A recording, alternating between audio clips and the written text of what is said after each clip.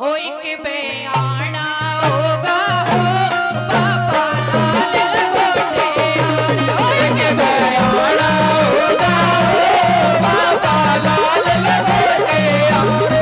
एक बयाना होगा हो बाबा लाल लंगोटे आने।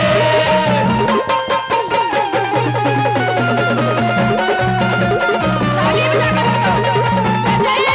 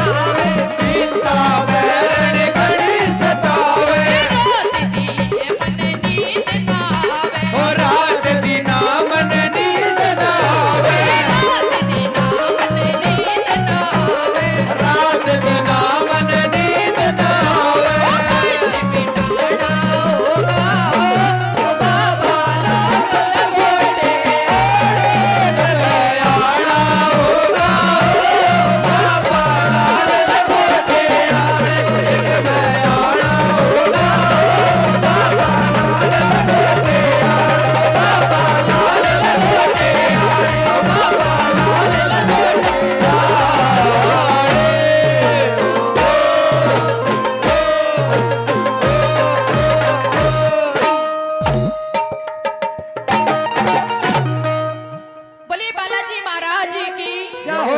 सच्चे दरबारी की जय हो।